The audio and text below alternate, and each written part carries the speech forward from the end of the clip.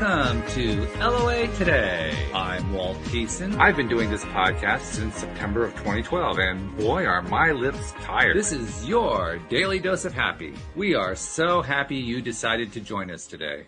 Indeed we are, and we're hoping that our friend Louis can drop in today to join us. I think we had a little bit of trouble because of daylight savings time, because I just got a note from him saying, it's in an hour, isn't it? And like, no, it's actually starting now because he's in the UK, we're in the US. Their daylight savings time happens differently from ours. So, yeah, I'm going to send him a note here in just a second and say, nope, we're in daylight savings time now. But anyway, we have a special guest joining us today. Her name is Christine. Oh, God, I hope I should have asked you your name before we even start here. Christine Hronec? Hronec, correct. Hronec. Oh, I got it right. Yes. Oh, yeah. Yeah. Anytime you get a challenging name like that, it's like, okay, you got one shot. Can you get it? But she is the author of a book that just came out. And this book is called Unlock Your Macro Type. Mm-hmm. It is basically, she is all about the food. There's no other way to say that. She's all about the food, but she's about it in the good way because she wants to help people to eat healthier, eat better, lose some weight, live the healthy fitness type lifestyle. By the way, my wife told me a fitness joke today. She saw this one on Facebook. She said, this was actually a quote from Snoopy the dog. Snoopy said that, he was on a new diet. He's in the fitness protection program. And he's not doing too well on his diet. So you'll have to give Snoopy some tips about how to stay on the diet. But anyway, Christine, thank you for joining us on the show today. How you doing? I'm great. Thank you so much for having me today. It's a pleasure to be here. It's great to have you. Tell us about the book. Tell us about how it got started and what it's all about. Give us some clues about it. Sure. So unlock your macro type. So for those of you guys who don't know me, my name is Christine Hronec. I'm the owner and founder of Gauge Girl Training, which is an online meal planning and coaching service. I'm a food scientist and chemical engineer, and I came into the health and wellness space from the manufacturing side. I started my career at DuPont. I have a degree in chemical and biological engineering, bachelor's and master's. Worked for DuPont, worked in the biotech space. And at that point, I had an offer to be an owning partner in a dietary supplement manufacturing company. And I was running the plant, like formulating products, creating things in sports nutrition. And I always had a long-term goal of, I wanted to be able to get very fit, very lean. But no matter what I did, I was never able to obtain the aesthetic that I wanted. And I actually became a marathon runner through the late 90s, early 2000s. And I would run anywhere from 50 to 60 to 70 miles every week. Wow. And no matter how much I ran, I thought that I just needed to burn more calories to get to my goal, but it didn't happen. I was hungrier, and I started to get this like skinny fat physique where like skinny fat. Okay. There's a new technical term going on there. Yeah, skinny fat is just like, low muscle mass, high body fat. You're smaller, but you don't have like a tighter appearance. And it wasn't until like this really frustrated me because, I saw these like fit, more athletic looking women who had abs.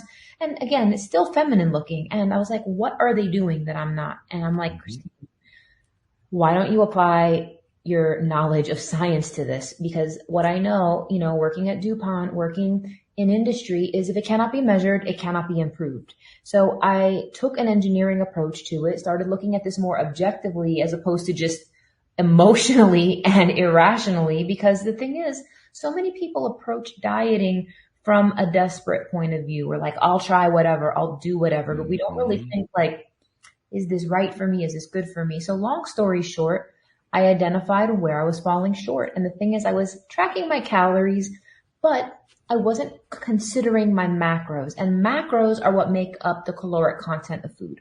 All food is either a protein, a carb, or a fat. And it's not enough to just count calories. And here's why. So this is what 1 pound of body fat looks like right here.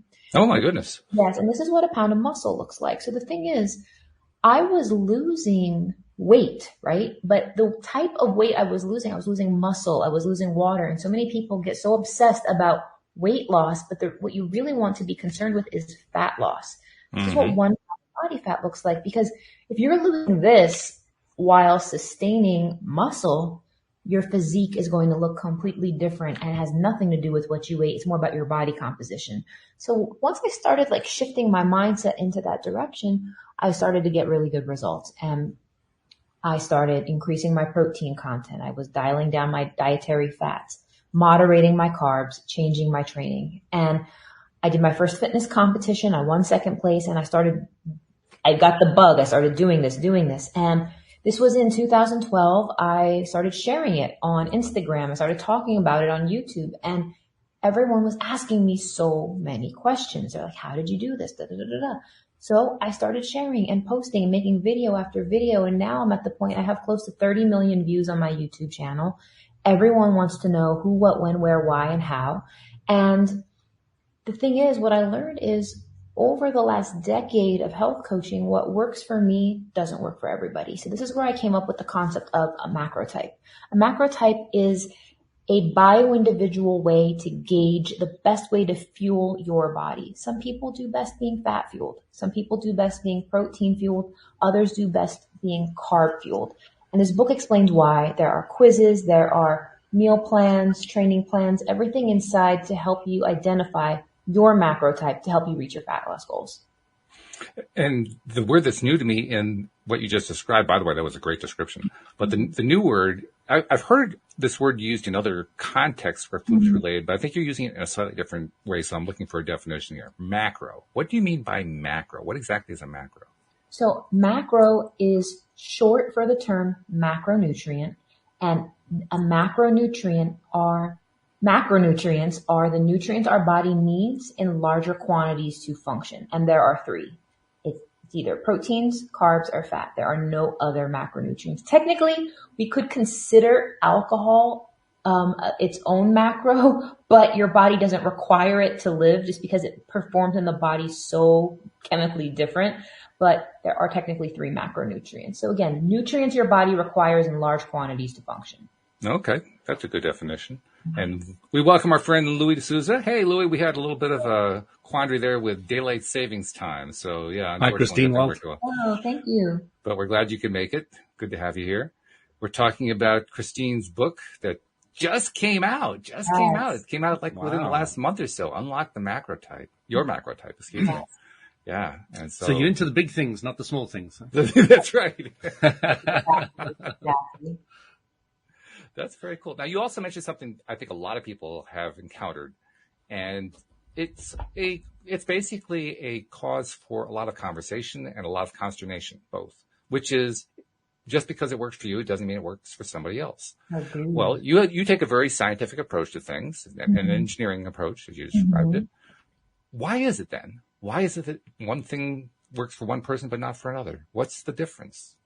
The main variable that I've identified in the last 10 years, looking at this from the most scientific perspective, is one variable only, and that is carb tolerance level. So again, there are three macronutrients, but I've found the greatest indicator that's going to shift the way somebody should eat is the way the body responds to carbohydrates.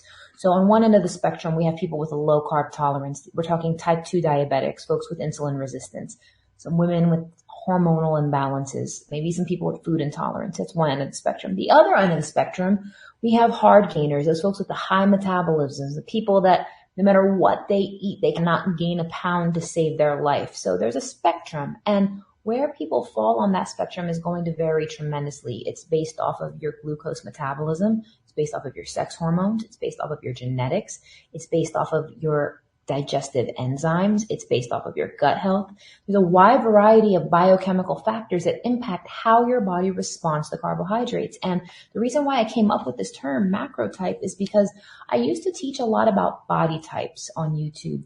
Body type is just something that gauges, where your fat and muscle are distributed, how easily you gain and lose muscle and fat. But the thing is, I can't look at you, Walt, and just say, hey, this is how your body's going to respond. I have to ask you questions. I may need some blood work. And there are things intuitive to you that dictate how your body responds to carbohydrates. Just like, everybody is going to behave differently. And I've identified that has the biggest difference between individuals. And the result of that dictates everything else. And does that whatever that ratio is or that factor or however we describe it, does that change over time or does it stay relatively the same? Oh, it changes over time. Absolutely. It's, for instance, even just with age, if you gain more and more body fat, for instance, right? So if you gain more body fat with time, a lot of people think as body fat as a stored potential source of energy. And it is that, but people don't realize, and this research literally came out in the last 10 years, that fat is also an endocrine organ. So what does that mean? Fat can receive and send chemical messengers. Fat can send out hormones into your body. So the more fat you have, the more estrogen you have. The more estrogen you have, the more your body is likely to store glucose as fat. And it completely shifts your glucose metabolism very much so. So age definitely has a factor. There's so many other variables that indicate what is going, how your body's going to respond with time. So it's not something that is set in stone. It's going to vary from morning to afternoon to lunch to dinner. Fair it's enough. going to vary all the time. When you're sleeping, it's going to vary. It is going to vary. However, within a given day, for example, the biggest time you're going to see the biggest difference in your carb tolerance level is before and after weight training. Weight training is actually one wonderful tool, introducing resistance training to boost your carb tolerance level, because when you do resistance training, your body is going to tap into glycogen as a fuel. And glycogen is carbs that are stored inside of the muscle cells. So once your glycogen is depleted, your body has a higher carb tolerance. What that means is you can consume carbohydrates and they're going to be replenished into the muscle cells and not stored as fat. So, resistance training was one of the big knobs that made a huge difference in my ability to shift my physique. And it not only helps you, from a visual perspective, it helps you on so many metabolic levels as well. Can you give us some idea of what some of those levels are? I mean, give us sort of a flavor of how the whole thing lays out. Yeah. So for instance, when you introduce resistance training, your body is going to be able to absorb more glucose after you work out. It is definitely a huge variable.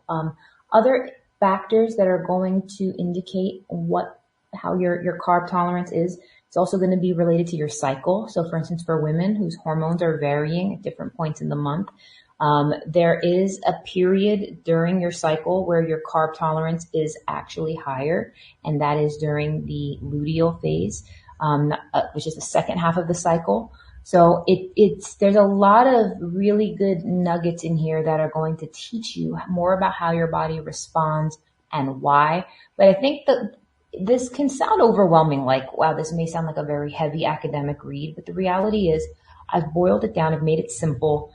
There are quizzes. They're going to point you right to where you need to be, and anything else you guys can, obviously I want everybody to read the book the whole way through, but I know how people get, and I know they want to jump right to the quiz, go right to their macro type and read the section specific to their macro type. And that's perfectly fine as well. I gather then that one of the purposes of at least one of the quizzes is to help you figure out what your macro type is. Correct. It's not necessarily going to be an obvious thing, right? No, it is not at all. And I really challenge people to think about how they respond to carbohydrates, how they respond to food, just to give you a flavor. So for instance, an example would be, when you eat starchy carbs, for example, like rice, grains, potatoes, how long before you feel hungry again? And there's, is it 2 to 4 hours, 60 minutes? I'm hungry again in about 30 minutes. Or once my hunger is turned on, it seems to never be satiated after I start, and I experience sugar cravings that continuously escalate. Other questions related to how does your digestive system respond after you eat starchy carbs? Questions related to gut health issues. Have you ever had SIBO, which is small intestinal bacterial overgrowth, leaky gut syndrome, IBS? Other things about how things impact your cognitive energy, your sugar cravings, food intolerances. How difficult is it for you to lose body fat? Because there are some folks who they try every single thing, and no matter what they do, no matter how little they eat, how much they exercise, nothing budges. And that's something important to factor in when setting this up for somebody. And as somebody who was at one point in my life, through most of my life, I was in that other end of the spectrum you were talking about. It didn't matter what I took into my body. I mean, I could eat anything, no big deal. And then all of a sudden I reached my 60s and, that didn't work the same way anymore. All of a sudden my body started doing things. I started seeing bulges that didn't exist 10 years ago. It's crazy because, when your metabolism shifts, when your hormones shift, it can be a rude awakening for a lot of folks who really didn't need to manage their food intake with that high level of scrutiny. Now, for me personally, I was always one of those people, like I could lose weight easily, but I could gain it pretty easily as well if I don't pay attention. So, I could never stray too far because it would catch up with me quite quickly. Mm-hmm. Okay. What's the deal too with the phrase that you're using, carb tolerance? I mean, that's kind of, it's almost like you're treating carb like a poison, which a lot of people actually think of carbs that way. But I get the feeling you're not actually saying it's a poison. You're saying this is just something that you don't want to have too much of. Am I wrong? No, it's not necessarily that. I think carb tolerance is just a measure. It's a gauge of how well your body can process carbs. So it's just a matter of helping us understand, where, let's just say on a scale, if you have a high carb tolerance, that means your body can handle them with ease, for digestive issues. If not, if your carb tolerance is lower, it just means that the quantity and type of carbs that you can be consuming is different. So I'm not saying carbs are a bad thing whatsoever. It's just more about knowing how much your body needs. Okay. That's fair. And then also on the idea of muscles training, resistance training, and so forth. There are some people who I have a good friend named Joel Alston who he's in the gym every single day. I mean, he loves it. If he has to be away for more than 6 hours, he's in withdrawal. Mm-hmm. But there are other people you say resistance training. Oh my God, I have to go into the gym. Mm-hmm. I remember one particular person telling a story about how she joined a gym class, but it didn't work out because then she realized she actually had to go to the class. So what about somebody who isn't really into that? Is that the only option? Are there other possibilities? So intimidation with resistance training is very common. And the thing is, it's not necessarily hard because it's hard. It's hard because it's new. And I used to be one of those women who thought that if I started lifting weights, I would look like a man. And the reality is it was nothing like that whatsoever. It gave my body shape. It gave me tone. It gave me definition. It gave me curves. It gave me a body that I love. It gave me a body that no matter how much I ran, like I told you, as a marathon runner, it gave me a shape. And I think that, you have to ask yourself, how badly you want your goal, because if these are the ways to go about it that are proven and that are effective, you need to listen to that and take it seriously. I mean, certainly, are there other ways to obtain your goal physique? Sure, you could, head over to your plastic surgeon's office. But, if you want to take this, go about it naturally in a sustainable way, resistance training is definitely valuable. It's value adding. It makes a difference. Now, does that mean you need to become a bodybuilder or a fitness competitor? Absolutely not. But it's good for your muscles to be worked out. It's good to have that blood pumping. For both women and men, it's very, very healthy. Now the crazy thing is, I'm going to share a secret with you guys. I don't like resistance training. I do it because I get the results I want, but it's not something that I love doing. There are some people that love going to the gym. I'm not one of those people, but I do it because I get the results. So the thing is, I'm living proof that you don't have to necessarily love it per se to do it, That's interesting because, 15 minutes ago, you were talking about how you used to run, 60 to 70 miles a week? Yeah, I love cardio. I love long distance running. It allows me to space out mentally. I find that relaxing, as weird as that sounds. But the thing is, I get better results when I do more resistance training and I dial my cardio down. So the thing is, I did all that running because I thought it would get me better results.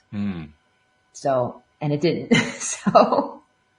Well, I'm glad to hear that you actually like it. I mean, my favorite, I guess you could call it a cardio activity. I just think of it a nature activity, is just going out and doing a walk. I have a 4 or 5 mile walk I do every day. And I see the runners going by and I swear they're in pain. their faces say, "Oh yes, I'm out here to exercise, but I'm hating every single step." Oh, sure. So to hear you say that you're loving it, I mean that's a very positive thing. I don't see too many of those. Yeah. Yeah. What I like about it is, like I said, it just allows you to like disconnect from your brain for a second. And like my mind is always going. I have a million tabs open. So I could not hear every tab for a little while. So Louis, you've been absorbing what's been going on here. Do you have anything for Christine? Any questions or comments? Well, you know me, Walt. I can take over the whole session. But this is not an exaggeration, Christine. He's not just, this is not hyperbole. He's really meaning this. I don't know if you remember, Walt, but I don't talk about it much, but I used to help people lose weight. This is and true. I used to run high-intensity interval resistance training classes, so there's nothing much that I'm not agreeing with or understanding quite clearly. It's quite a journey, really, to understand. And I used to use the Bulgarian bag. I don't know if you've ever used it. No? Yes? Do you understand what they are? Yes, I do. Yes, I've heard of them. Correct. You've heard of them. I have not used them. Okay. I've not used that specifically, but I have heard of it. For high-intensity interval resistance training, there's almost nothing better. It doesn't harm your body. It really exercises, right from your toes to your head and into your arms and your hands and everything. And it can be quite short and swift, and it's really quite enjoyable the way you're swinging it around, rotating the body. It's fantastic. You should have a look at some YouTube videos on it on the internet. There's some great examples of it. And yeah, I left the whole business in a little bit.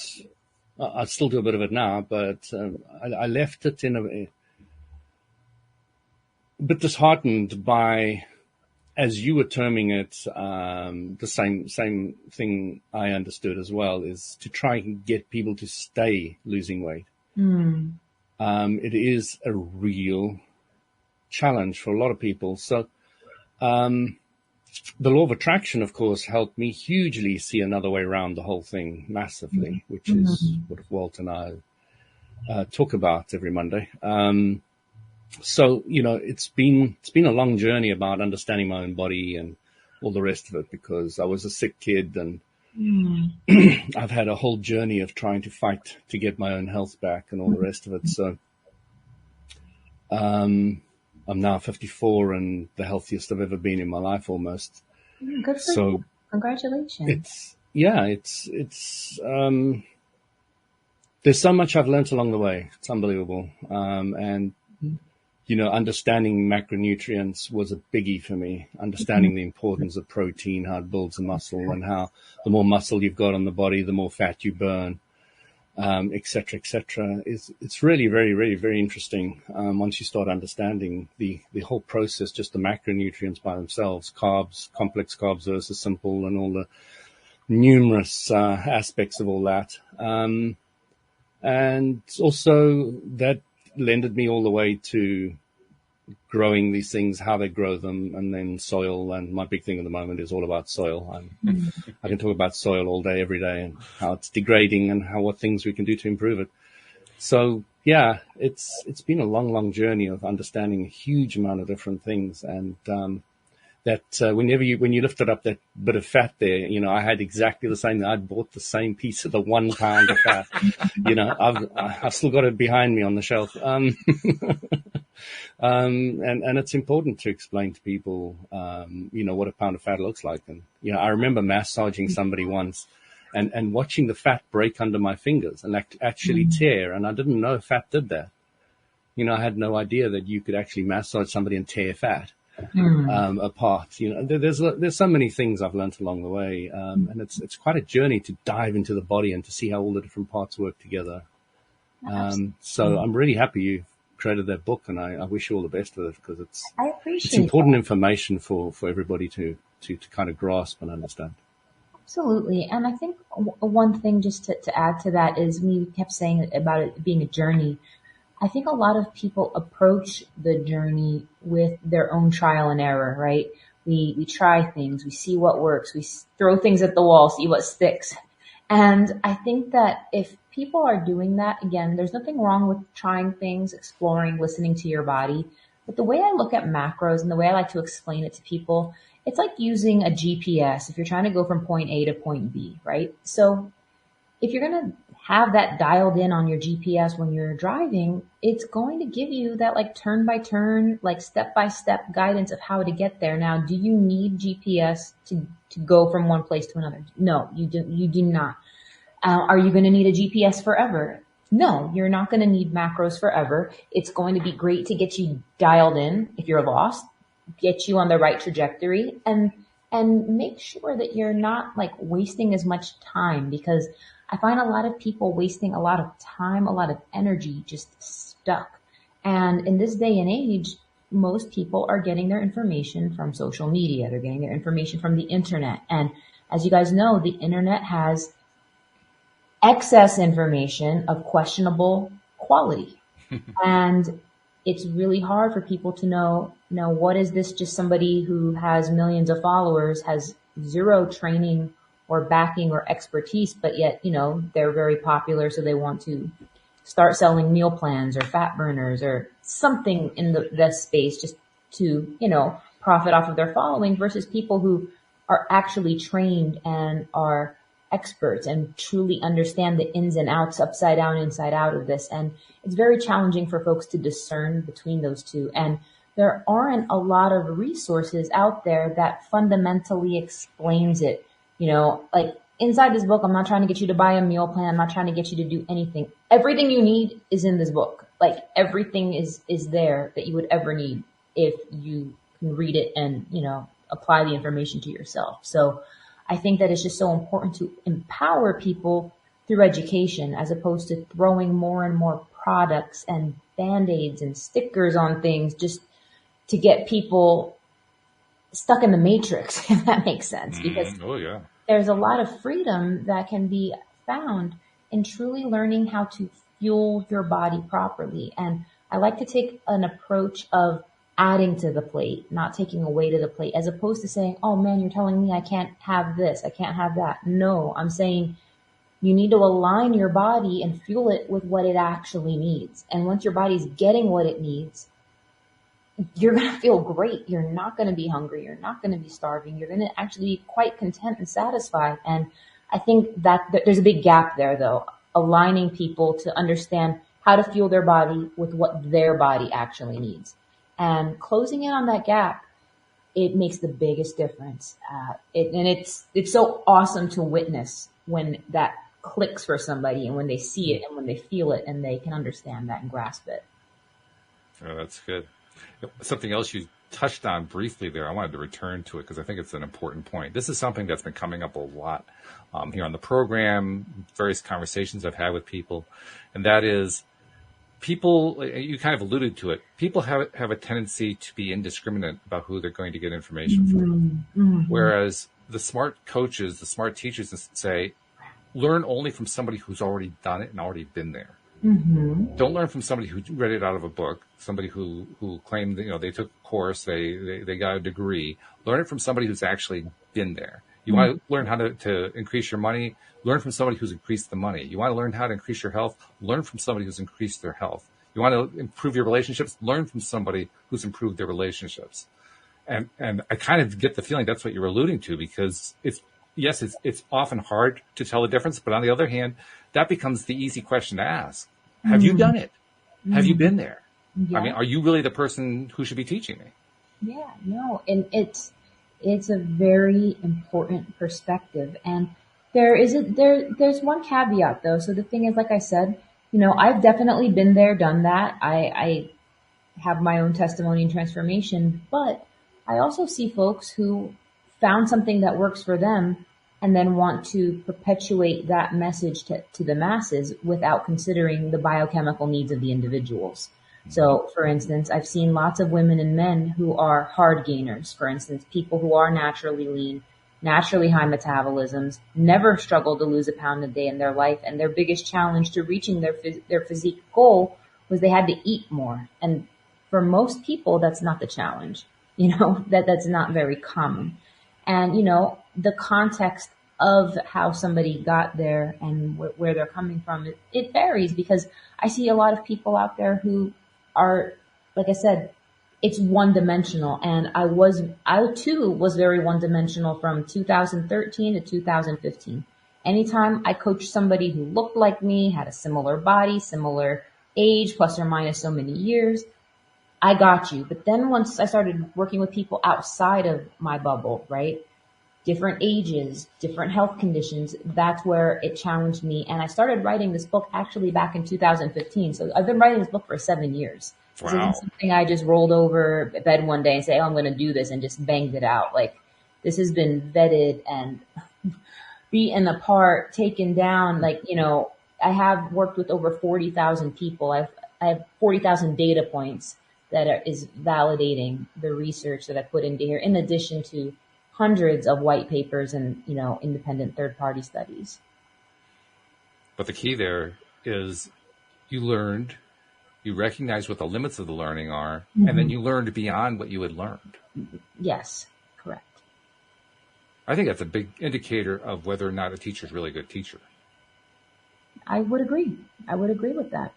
Because if you're willing to learn beyond what you've already learned and recognize and acknowledge that this is beyond what I learned, but you know what? I have enough evidence to tell me that I've got some of the answer, but I don't have all the answer. I'm going to get the rest of the answer. Exactly. And it's crazy. Well, because I remember the first client that I was struggling to get her results. We were doing one-on-one online coaching, checking in week after week, and nothing was changing. And I'm like, are you sure you're sticking to your calories? Are you sure you're doing your cardio? Are you sure you're not cheating? And she's like, yes, yes, yes. And when you're working side by side with people like that, and like I said, I've worked with so many people, I'm like, she's not lying. I'm doing something wrong. So as her coach, I needed to find out why she wasn't responding. And obviously I learned, I figured it out, and I was able to identify how she needed results. But it was just one of those things that once those things happen, you have to take a moment to learn. Anytime that happens. And the thing is, no matter what field you're in, that's going to happen at some point or another where you're not going to have the answer, and you got to go find the answer. Which is the sign of a good researcher. Agreed. I mean, that's why they call it research.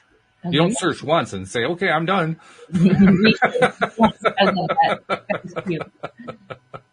It would be nice and easy, but then again, we wouldn't have college degrees if we needed that, right? Exactly. No, fair enough.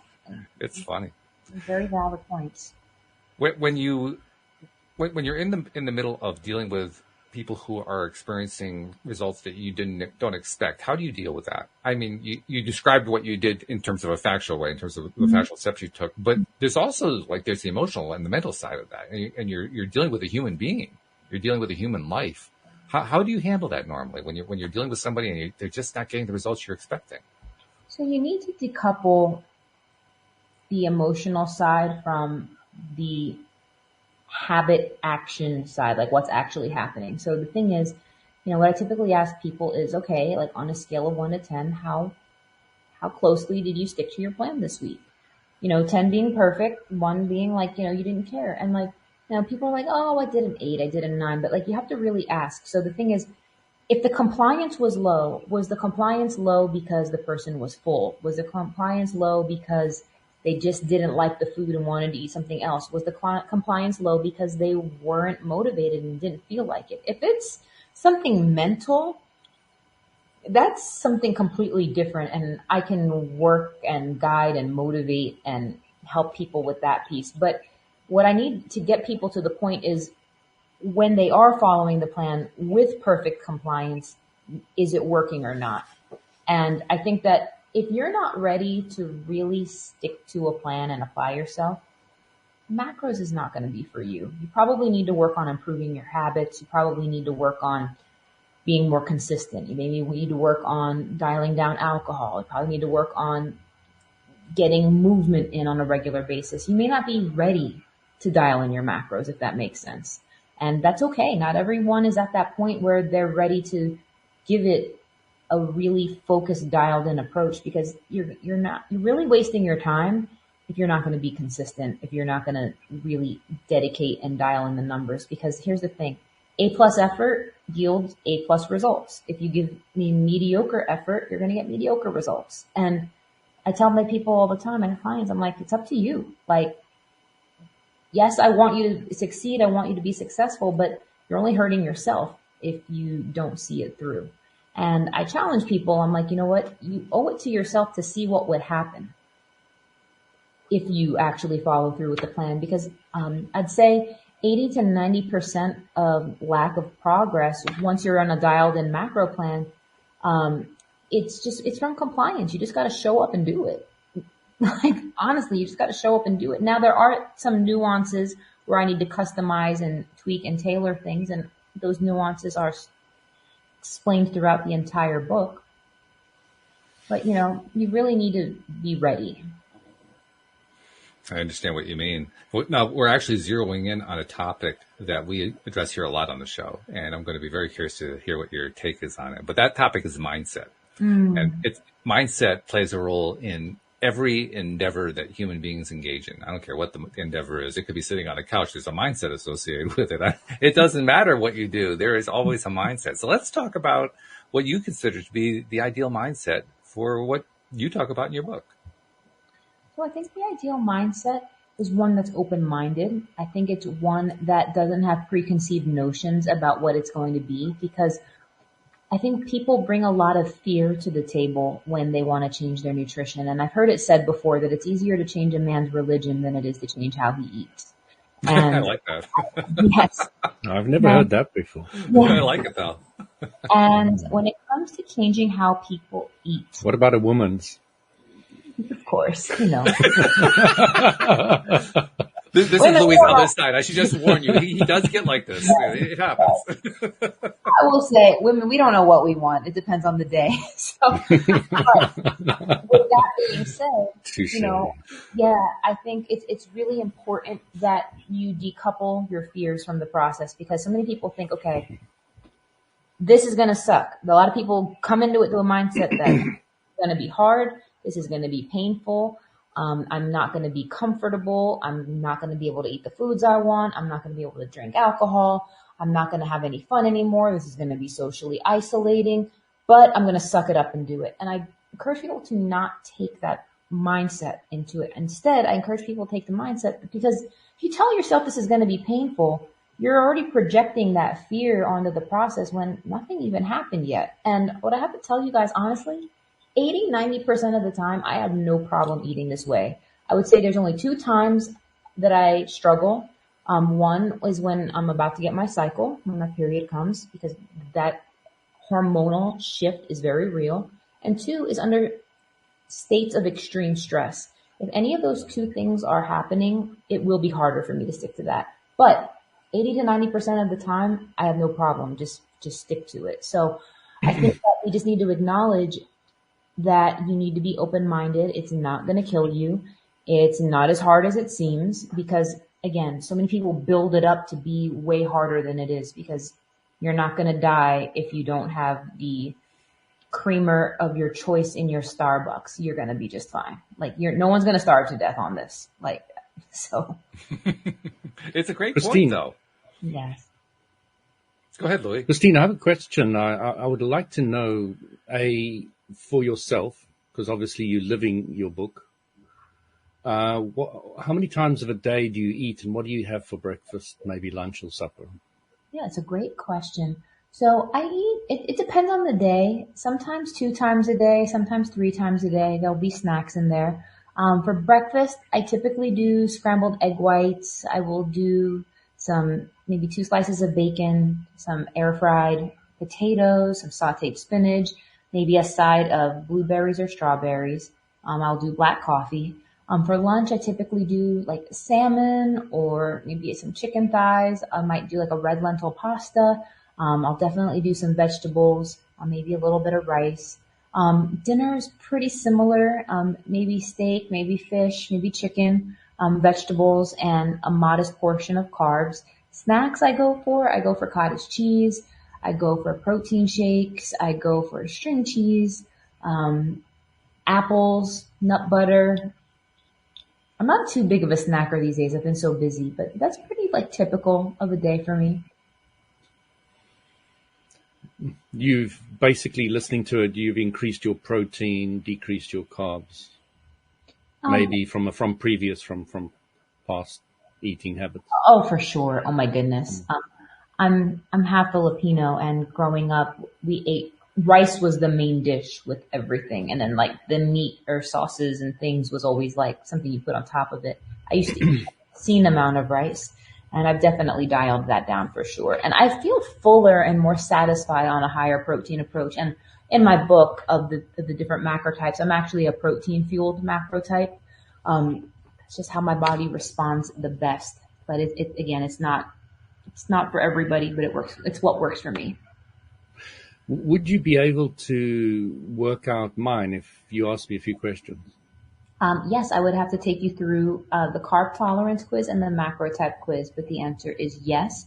But it would probably take at least anywhere from 30 to 40 minutes, maybe 45. Right. Okay. Yes. I would love to do it live here, but it's just not that quick, unfortunately. Yeah, no worries. I'm just curious as to how. Yes, the answer is yes, for sure. Yeah, if we have 40 minutes, And we can definitely do it. You say you're a protein, so you can be a protein, carb, or what was the other one? Fat. So the thing is, when I say I'm protein fueled, it's my dominant macronutrient. It's the macronutrient that my body needs the most of. Yes, I still need fats, I still need carbs, but it orients the way the rest of the ratios are set up. And where do you get your fats from? I heard bacon in the morning, but I'm not quite sure where you might get it from the other ones. For the other ones, I'll get it from salmon. Sometimes I will snack on almonds, olive oil. Salmon is my favorite protein source, but it's also a nice fatty cut of meat. But yeah, I'm saying most of my fat comes from salmon or olive oil. I love olive oil. So do you get farmed salmon or do you get fresh sea salmon? Oh, fresh. I do not do the farmed. I can't. Is that even salmon? I mean, it kind of looks like it, but it certainly doesn't taste like it. No, it does not. It does not. And it's funny you bring that up because... It looks very different. Oh, for sure. It's funny you bring that up because I used to think that people who, only ate organic or only ate, fresh, wild caught, I used to think that they were food snobs. I'm like, oh, just hit your macros. Like, don't worry about it. But thing is, there is a difference in food quality between like organic and non-organic. And in the last couple of years, I've really discerned the differences, and it's just a personal choice. Now, I know not everybody can afford those differences, and I encourage people to get the highest quality food that they can practically afford. But food quality is just something I don't compromise in my life. I always get organic. I always get the fresh, best ingredients I can possibly afford for my health. Because I'm big into soil at the moment, I'm obviously big into the organic side. Yes. But what I'm starting to realize is that people can't afford not to not go organic because of the degradation of automated agriculture. And I agree to a certain extent. It's just, can become so limiting because, like I said, I work with clients of all socioeconomic backgrounds. And, some people right now, it's like, do I fill up my car with gas or do I pay rent this month? You know what I'm saying? And it's just, it's a much harder choice for some individuals. It's not that simple for everybody, but with that being said, I do agree with you, and I definitely encourage people to make their choices in that direction for sure. The way I like encouraging people is if they do have some land or garden or something, is to grow their own like we do. And that's a good really, idea. we just had some cabbage from the garden and some salads and all the rest of it just now, and it's just delicious. Fresh, absolutely just picked in the pot and eating it on the table. It's just gorgeous. It's and fun. we put in organic food, and I'm really into looking after the quality of the soil. So that's very high quality of the soil. Just putting compost on your lawn is You just hugely beneficial. inspired me. I should definitely do that this year. It's something I've been wanting to do forever. I actually I have I a encourage you, go for it. no, I will because I have a celebrity client who their chef, they have all of their everything is grown fresh at their home, and it's just insane the freshness of every single vegetable, every herb. Like I was just like, that's brilliant. Like that's how it should be. When you have unlimited resources, you should absolutely do that. But you're right though, if you have land, most people can grow something. Mm. Yeah, even Yeah, if you have just a small the growing apartment it. like we do. I mean, we have a tiny apartment, and yet we have a little bit of the space out front of the apartment. So there's some space. It's there. How are you going to use it? That's a great idea. That's something I really need to do. There's something I learned along the way with soil is in 1920, an orange had 8 times more nutrition than an orange today. Wow. That's crazy. And how is that measured based off of like mineral content, vitamin C content? I did find the website that did the study. Oh, I can possibly okay. send that to you because I'm not into the science. Yes, I don't. I am interested that somebody's actually done a study, Yes. No, but that's digging into it is not really my scene. fair enough. But the fact that our soil is degraded is unequivocal. Nobody can really argue that in any shape or form. It's kind of fun too when Louis gets into how to turn the soil around, because he gets into talking about all kinds of stuff growing together. And I in the context of a conversation like this, I keep thinking, well, it's like having your entire salad all in one place. They all just, you got the tomato, you got the lettuce. It's just like, okay, just scoop this piece of ground up, bring it in the kitchen. We got ourselves dinner. Cucumber, carrot, yeah. No, I'm so glad you brought that up again. Like I said, there's something I've been wanting to do forever. I just never got around to it. I've done like little herb gardens and stuff like that, but like I've never and I've done like tomatoes and potted plants, but I have the space. It's just something I've never done. It's something I've never done. And Getting your hands in that soil is so healing oh my goodness. I on used so to many levels. I used to love gardening, but my dogs would just tear things up, so it got a little challenging. But I can dedicate a special spot for sure. Have you got some kids to help you? No, I have 2 pit bulls though. Okay. They're your kids, all right. Yes, my fur babies. That's okay though. Fur babies like that can actually be useful because if you train them right, they can keep everybody else out in the garden. Yes, sure. Pit bulls, they're determined. My wife's a gardener and she's got green fingers, and it's just incredible what she can produce in such a, in the amount of area we got. She just wants a bigger plot, a bigger area with it. We're looking to possibly move, but the prerequisite of the new house is how much land have we got, not how nice the house is. But that's also one of the things that you've been teaching us here on the program, Louis, about it isn't so much how much space you have, it's how you use it, right? Because if you allow stuff to grow the way that is most soil beneficial, you can get a lot of yield out of a small space. Yeah, absolutely. I mean, I took the railway sleepers and built the beds myself, and, got 3 big beds, or biggish beds. They're actually small compared to, but for a garden, they're fairly big. But yeah, it was hard work you did once, and now we've got a new composting system, which is speeding up the whole compost making, because compost costs quite a bit. So, you want to be able to speed that up, and, it heats it up and, keeps it warm. So, everything is changing for us. We just bought solar panels. So, just That's going awesome. more and more in that direction, which we're quite enjoying the whole journey. But, I'm not fanatical about it. Anybody can have what they want. They can believe what they want. I'm just enjoying my journey, and I'm excited about it at the moment. That's awesome. There's a Save Soil group that I'm part of at the moment that, the guy's coming next week to London, and he's riding a motorbike all the way from London all the way to India, through all the countries. And if Ukraine's open, he says he'll go through it, and he's got over 10 million volunteers, of which I'm one of them, in different areas, but most of them have turned their attention to Save Soil now. So he's got about 10 million volunteers. The whole which I'm helping set up seating and stuff for next Saturday. It's got 6,500 seats, and it's all fully sold out. Oh, wow. Not sold out. It's sold out.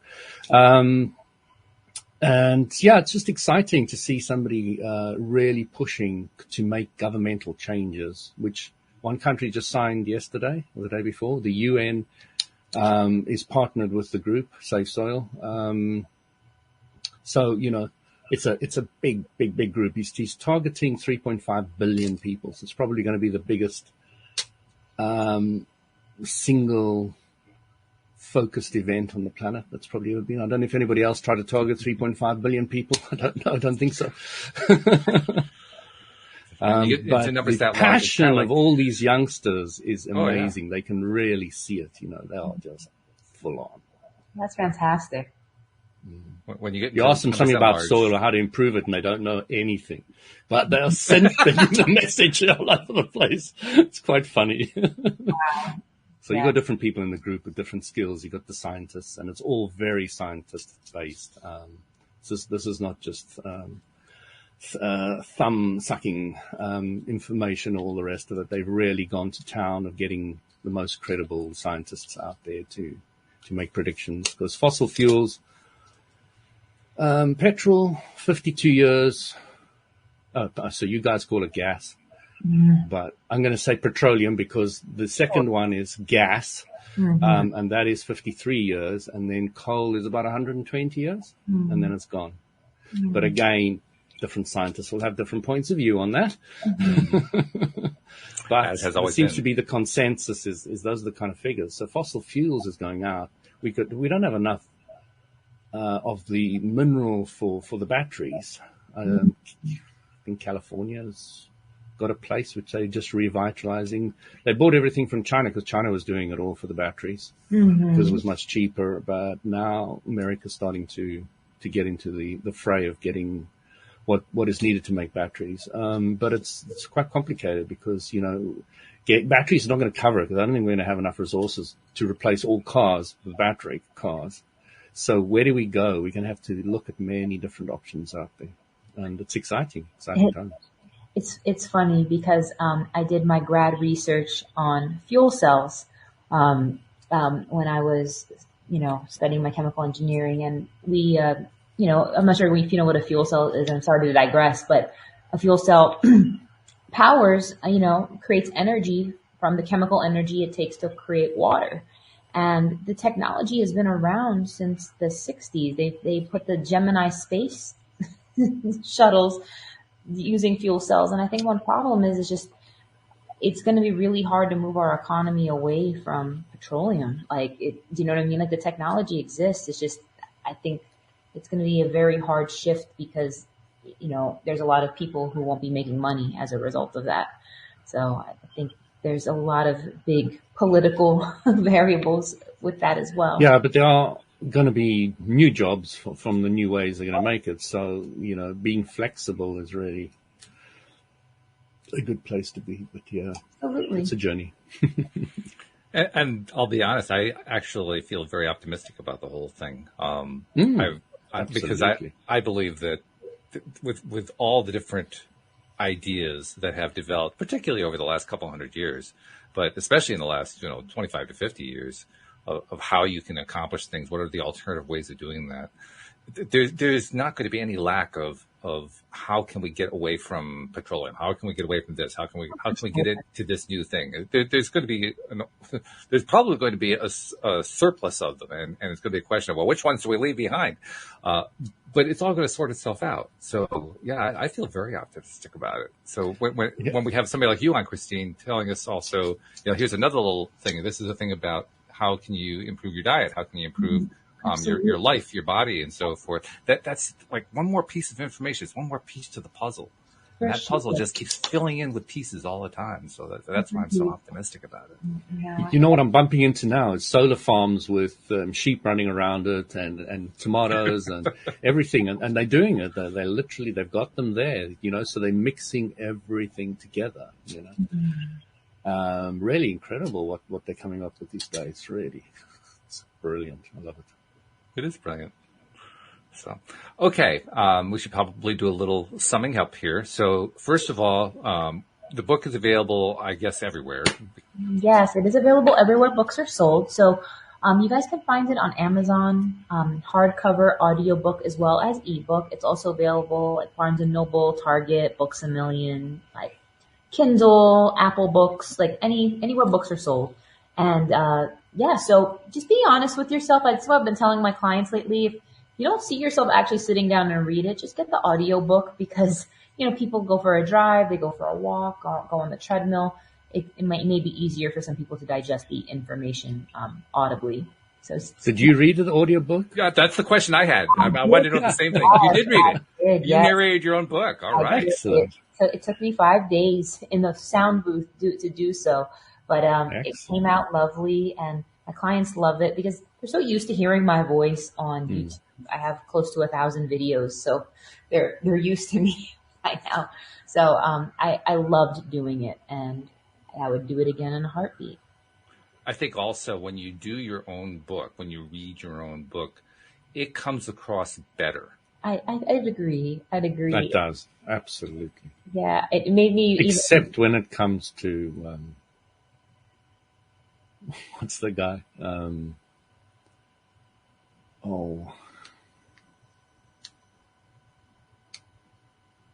I'll think about it. But yeah, there are exceptions to the rule. There was one exception. It's a very, very famous book. You would know it immediately. Okay. Eckhart Tolle. Yeah.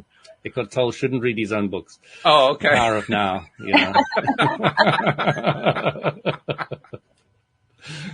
Well, 99.9% of authors should read their own books.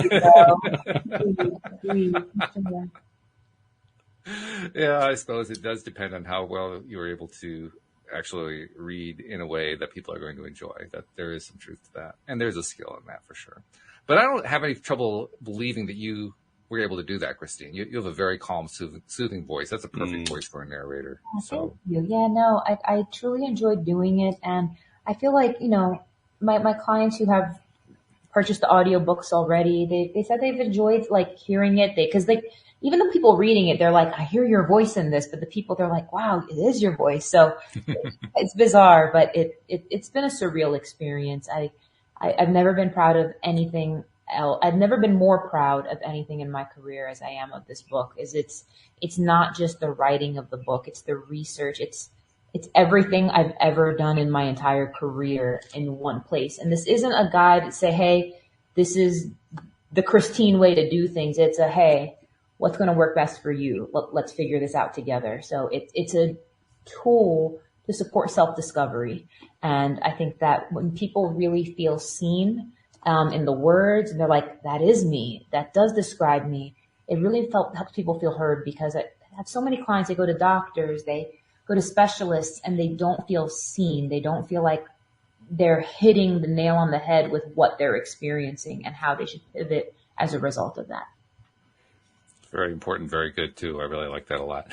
Besides the book, of course, people might also want to find out about Christine Hronec, because she's out there. She's got a YouTube channel. I imagine she's got a website. So tell us a little bit about how do they find you? Yes, you guys can find me on my website, which is gaugegirltraining.com, GAUGE, girltraining.com. On Instagram at Gauge Girl Training, YouTube, Gauge Girl Training. I'm on Pinterest, Twitter. I just started TikToking. I'm learning it. I am doing it. I'm committed. I also have a supplement company, Gauge Life, Gauge Life, Gauge Life Supplements. You guys can check that out as well. Where did Gauge come from? I'm curious. I wish it had a deep philosophical meaning, but it does not. My first manufacturing company was called Muscle Gauge Nutrition, and I had this profile screen name. I called myself Gauge Girl, and I don't know, I just knew the name Gauge Girl would be special. And that was back in like 2009, 2010.